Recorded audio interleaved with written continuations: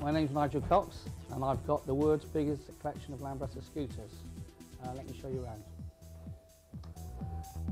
Right, this all started I think back in about 1986 when, like everybody, I saw an SX200 which was a scooter that I really wanted, and that what started me going. But as we walk around I'll show you some of the scooters.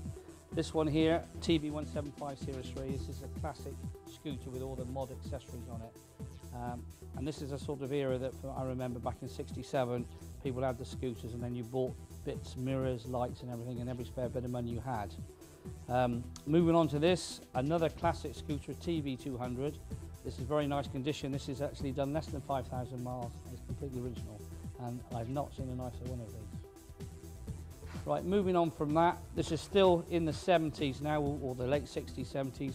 We've got the Vega or the Luna range. This is a range of sort of step-through scooters. Today they look fairly fashionable, but in the time when they was being sold new, in fact they were sold for £99, so really Lambretta lost a lot of money on these scooters. Had they been around now today, I think they may have sold.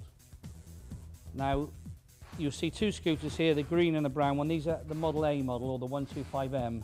This is how Lambretta started, and these were actually designed just after the war. 1944 was a prototype, and they actually came onto sale in 1947. And although the scooters have got tiny 7-inch wheels, they've got a 3-speed gearbox with a foot gear change, very unusual. It's the only Lambretta that had that.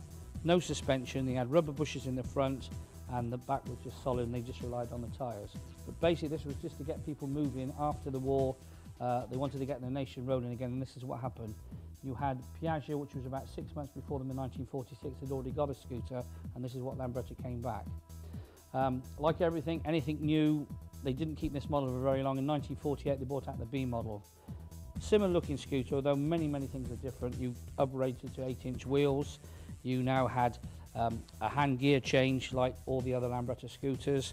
You had suspension now. You had suspension on the front, which was cantilever, and you had a torsion arm suspension or a bush suspension on the rear. All these are 125cc scooters, top speed of 40-45 mile an hour. Moving on from that, you had the Model C, which was an open model again, bearing in mind scooters up into this era, 1950, hadn't really come into the UK then. A few private ones had come in.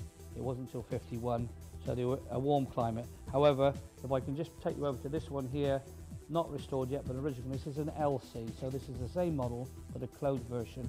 This has got panels, leg shields, but the mechanics, the engine, the forks and everything are the same. From the C, they went to a D model. This again had torsion suspension with basically that is a thick bar of about ½ an inch in diameter with a spline either end. And this, as it went up and down, the bar actually twisted and pivoted, and that was the suspension on it. This is a 125 Model D, you had a 150 Model D. This is 52, this one's 57, this is still in the mid to late 50s. Also in that era, 53, 54, they had the E model and the F model. These two models never came into the UK, those scooters were now being sold in England. They didn't import the E and the F model because with our climate we wasn't very nice. Now at the same time we're going to cross over and miss these ones out for a second because I just want to show you some other models.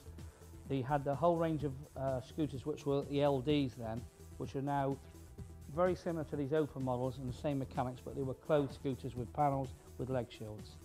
Now they made the LD from 52 through to 58, 59. I'll show you the last Italian one, but next to it is interesting. This one here is a French LD made in Troyes in France. This was made in 59-60, and the reason we had these in the UK is because Lambretta concessionaires had sold their quota of Italian scooters and there was no more.